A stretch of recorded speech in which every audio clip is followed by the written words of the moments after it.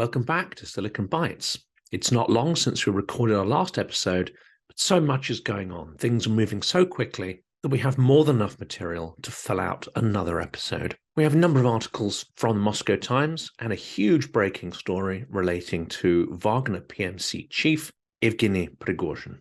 Let's get started. The first article, Russia accuses Kyiv of striking bridge linking Crimea to mainland Ukraine. For those who are impatient to see success in the Ukraine counteroffensive, this, I think, is a key strategic move, taking out one of the main bridges on the route towards Crimea. Russian-installed authorities in occupied Ukraine accused Kyiv of striking a bridge linking the annexed Crimean Peninsula to mainland Ukraine early on Thursday this week.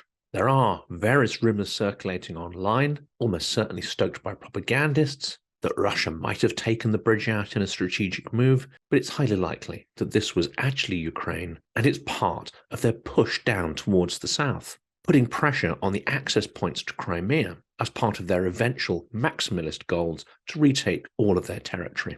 Photos posted on Telegram showed a gaping hole in the surface of the bridge. There are also claims on both sides that the British-supplied Storm Shadow missiles played a key role in the strike. And it does seem the damage was extensive and extremely precise. It remains to be seen whether more attacks will follow this, but it's this story that's inspired the title of this episode, A Bridge to Nowhere. But that's also a metaphor for Russia's lack of strategic clarity in its war against Ukraine, and its desperation to achieve propaganda victories rather than real victories on the battlefield that have any strategic military value. And the next story absolutely highlights this. It's not exaggeration to say that this is a bombshell story that only emerged today, and it's another recording by Wagner Group founder Evgeny Prigozhin. Now, the fact that he's still alive suggests that he has powerful friends, or else has not gone far enough to convince Putin that he needs to be eliminated. But the comments he recorded today in a half-hour rant may just change that situation. This story is breaking on a number of outlets, but the Moscow Times, as usual, has a good amount of detail on the story. Wagner chief says that Russia's invasion of Ukraine was unjustified.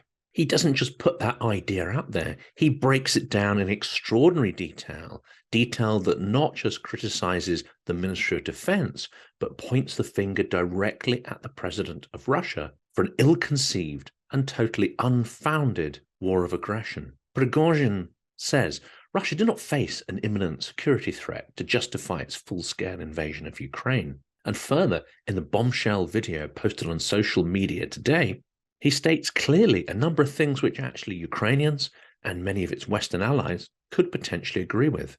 The armed forces of Ukraine were not going to attack Russia with the NATO bloc, Prigozhin exclaimed in the half-hour rant. The Russian Ministry of Defense is deceiving the public and the president, he added. But he goes further.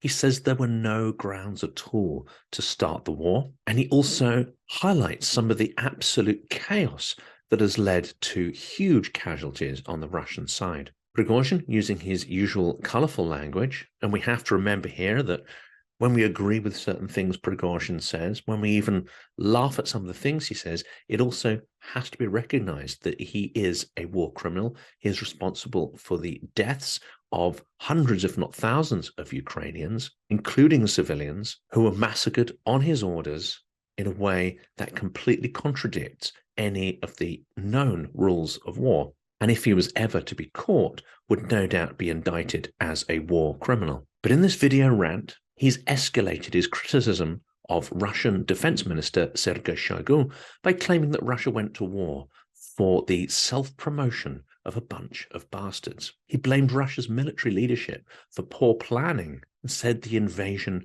was an embarrassment after setbacks on the battlefield last year. Shoigu and his decisions led to the deaths of thousands of the most combat-ready Russian soldiers in the first days of the war, he claimed. The mentally ill scumbags decided it's okay, we'll throw in a few thousand more Russian men as cannon fodder. They'll die under artillery fire, but we'll get what we want. That is why this has become a protracted war. He goes on to say that the incompetent decisions taken, the absolutely cavalier attitude to life, has led to 10 Russians dying when only one would have died to achieve the same objectives. He also claims, and this is a bit rich coming from him, that the Bakhmut offensive was utterly pointless and that both Russian leadership and the Ministry of Defense had absolutely no concern at all for the amount of lives they wasted to achieve simply trivial gains. Meters of territory that brought no advantage whatsoever except fodder for the propagandists. So what this outburst leads to is anyone's guess, but what is clear that the recent efforts by the Ministry of Defense to force conscripts of Wagner PMC to sign up via the Ministry of Defense to get contracts from the state rather than sign up directly with Prigozhin potentially signals the dismantling and relegation to irrelevancy of Wagner PMC. More stories to the Moscow Times. They list a number of harrowing photos showing the cleanup efforts in southern Ukraine following the Kakhovka dam explosion. The catastrophic flooding covered swathes of southern Ukraine after the Kakhovka dam on the Dnipro River collapsed. Well, they've used the word collapsed here, but I think everyone now accepts, and the evidence is certainly starting to point towards Russia being the only possible culprit for this disastrous man-made ecocide. At least 58 people in Ukrainian-held territory have been killed by the flooding, but we don't really have accurate figures for how many have died in Russian-occupied areas. It may be that they're not even counting. But as you can see, the damage and destruction is horrific. As the waters have receded, it's showing an absolutely apocalyptic impact on the villages, towns, and people of the area affected. Well, we'll reproduce some of these images, and of course, you reference back to the Moscow Times, their source, and we encourage you to subscribe to their news feed to see more of the great reporting they do. And of course, many of their journalists are still based in Russia, so they are taking an incredible risk for bringing this news to public attention. And of all the stories we're going to cover in this episode, this is probably the most frightening, and the alarm has been raised by many Ukrainians this week, as well as its supporters, including the journalist John Sweeney, who you will have seen interviewed on this channel recently. And that is the claim that Russia is preparing to engineer a massive radiation leak at the nuclear power plant in Zaporizhia, the largest nuclear power plant in Europe. Ukrainian President Volodymyr Zelensky said Thursday that Moscow's forces were considering launching a terror attack at the Russian-controlled Zaporizhia nuclear power plant. It's been a recurring flashpoint of battles throughout the invasion, but it's widely believed that Russians have actually mined the facility. In addition, even though the plant is no longer actively producing electricity, it is said that they have kept one of the reactors online, and this could be a deeply suspicious act. It could indicate a certain level of premeditation to cause a disastrous ecological incident. Fears for Europe's biggest nuclear plant have persisted throughout Moscow's offensive in Ukraine, but they have been exacerbated by the destruction of the dam that provided cooling water for the plant. Not only that, it also suggests that Putin has no real red lines in terms of the chaos, destruction, and pain that he is willing to inflict on Ukraine. It also suggests that rather than a tactical, strategic, military aim, such a terrorist action could be part of a new scorched earth policy on the part of Russia's leadership and its military. Now, many in the media and some of the useful idiots in the West have suggested that Putin would never trigger such a disaster because radiation knows no boundaries. This act would rebound upon Russians themselves. It would poison Russian troops. Radioactive clouds could drift across and poison crops in Western Russia, and even further than that. But I think Putin's actions show that he has scant regard for life. He has no real regard for his own citizens, and it seems that no price in terms of blood or destruction is too high for him as part of his real objective, which is to ensure the survival of his regime. And it must be remembered as well that when Russian troops occupied the exclusion zone around the Chernobyl nuclear plant, they dug trenches in the radioactive soil, and it's rumored that many hundreds, if not thousands, now have very serious radiation poisoning from that absolutely moronic act. Well, let's move on to another couple of stories, and then we will end this episode with a dive into Clown World, which continues to spiral to ever greater depths of absurdity. But another story which I think is interesting, and that is the Reconstruction Conference that took place in London this week. Now, if you're following the war closely, if you're following some of the leading Ukrainian commentators on platforms like LinkedIn and Twitter, you can't fail but to have seen this event taking place. And it is deemed to be actually a huge success, with a lot of influential decision makers, business people coming from all over the world to take part. We may well cover that in an interview on the channel with people who've actually attended and know some of the details. But the story I wanted to bring your attention to here is actually taken from The Independent, and it is about Britain backing a fast-track NATO membership for Ukraine. We have seen Ukraine evolve quickly, says James cleverly. And without doubt, Ukrainian civil society, government, and resilience have been spurred on by the war rather than set back by it. Britain will fast-track Ukraine's NATO membership as momentum builds amongst Western allies to significantly change their stance over Kyiv's attempts to join the alliance. Now, without going into all the detail of this, we know that it does take a long time for countries to align themselves with NATO standards and to join the alliance. But it is absolutely crucial both for Ukrainian security and European security that at the end of this war, Ukraine becomes a full member and is fully integrated into the protective alliance. That will ensure Russia is deterred from further aggression. And if they try that aggression, then the response is absolutely clear. Article 5 and the annihilation of the Russian army. But it's also been said this week in no uncertain terms by both Republicans and Democrats in the US that if Russia triggered a nuclear disaster on European soil, that this could be a provocation to NATO. It could trigger a NATO response because radiation would not just be confined to Ukrainian territory. It would have a serious impact on European agriculture and the stability of Europe's economy.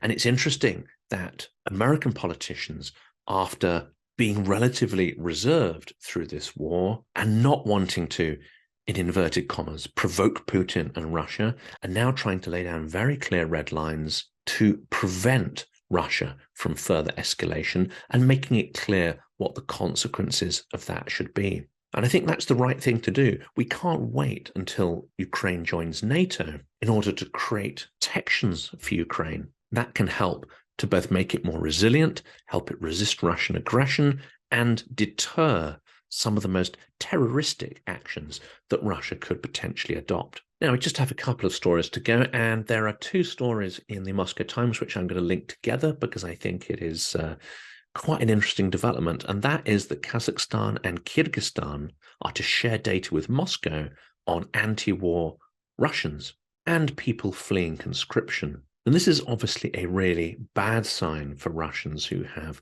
fled the country in order not to be conscripted into Putin's pointless war. No, I'm not going to say these people are necessarily against the war theoretically. They are against their involvement of the war, and almost certainly there is a range of opinion about whether Russia is in the right or wrong. All of these people are by no means liberals or oppositionists. However, in Russia, they are now being denounced as traitors to the motherland. So for countries where many of them have fled to and may have assumed they're living in relative safety away from the long arm of Putin's terror, this news will not be welcome. It may also mean that Russians who sought refuge in places like Kazakhstan and Kyrgyzstan may have to move on again to places which are slightly less toxic for them. But with Georgia pandering to the Russian regime, is it only a matter of time before they too start dishing the dirt on the Russians that are seeking shelter on their territory? Well, we'll post links to all of these stories in the description of the video. The last story I want to cover is a piece of good news, and that is that Owen Matthews, who's been a guest on this channel twice, has won the prestigious Pushkin Prize, the Pushkin House Book Prize, for his book last year, Overreach, the inside story of Putin's war against Ukraine. It's an impressive piece of work, and Owen Matthews himself is an extremely compelling public speaker. I wasn't able to go to that event, but it would have been absolutely fascinating hearing him talk about his book and his analysis of the origins and future course of the war. I'm also going to post another link to an article that's on Radio Free Europe, Radio Liberty, and that is an interview with Armando Iannucci, the extraordinary writer and director of TV and film, who's known for his biting political satires like Veep and The Thick of It, but also he created the extremely dark comedy 2017, The Death of Stalin, which lampoons the power struggles, intrigues, and backstabbing following the death of Soviet dictator Joseph Stalin in 1953. Now, that movie has been banned by the Russian authorities, and without going into too many details, I think they're probably afraid that people may see parallels in the dysfunctional and terroristic Politburo in the run-up to Stalin's death and following his death. They may see some uncomfortable parallels with modern-day Russia and its chaotic, vindictive, nasty, greedy, kleptocratic leadership. I think almost everyone who supports Ukraine will be looking forward to a future version of the film, Death of Putin. And lastly, Clown World, which this week reached depths of absurdity. Just when you thought that barrel had been scraped right to the bottom, they find a whole other layer of absurdity and unpleasantness. This week, top Russian propagandist Vladimir Solovyov apparently had a crying fit about the state of the war. As it's been pointed out, it's more likely he is crying because he can't get to his Italian villa and his luxury properties abroad. Apparently, his tears were for the Russian troops who are dying in the noble struggle, but rather than proposing rescuing them by withdrawing Russian forces from the territory of Ukraine, as usual, he demanded further escalation. He also claimed that this war was entirely started by NATO rather than by Russia's aggressive leadership, seeking to reinstate the Russian Empire. And he also labeled it an inter-Slavic war, suggesting that actually the West has managed to poison the Western Slavs, the Ukrainians, against Russia, who are naturally their brothers and share the same culture, and blah, blah, blah, blah, blah. Now, this again just could be seen as propagandistic fluff. But actually, I think it's deeper than that. Here we are seeing a deep projection, because we know that this is what Russia does. It takes over territories, it poisons people's minds, it turns them into soldiers who it then throws at neighboring territories. It's done that throughout its history over centuries, and more recently it's done that with Chechnya, where it overwhelmed that country and razed its capital city to the ground in 2 wars. And now we see it has turned Chechens against its neighbors, poisoning the minds of people almost from birth and turning them into soldiers for its imperial cause. It's maybe no coincidence that it thinks that that's how the rest of the world operates, and that in effect Solovyov is accusing NATO of doing the same with Ukraine.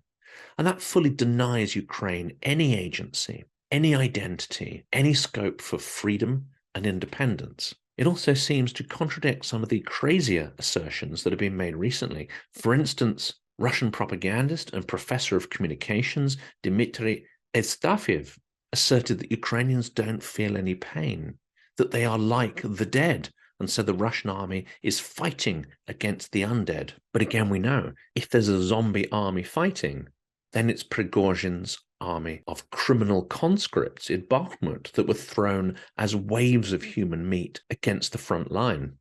And let's tie up this look at Clown World with one of the first stories we covered and the last one, because Prigozhin is clearly trying to carve for himself out a new political role. He's going beyond, I think, what the script that the Kremlin gives him actually allows him to say. And he's now denouncing the war as pointless. And another thing he pointed out in that rant is that if 10 Russian soldiers are dying when actually an efficient fighting policy would mean that only 1 would die, he's going even further than that. And he says that their bodies were abandoned just like meat, that no value was placed on their lives or the worth of their personalities or existence. And when they died, their bodies were not treated in humane fashion. They were not even treated as humans. So we have this extraordinary contrast between the lies of the propagandists, the fictions that so many Russians seem to believe, especially those in the provinces, those who fed not on internet news, but on state media. We have such an extraordinary contrast between those propagandistic messages and what Prigozhin is now saying. How would all this work out? Well, I think at this stage, it's impossible to predict. But do subscribe to Silicon Curtain so that you can follow us as this extraordinary chaos and tragedy unfolds.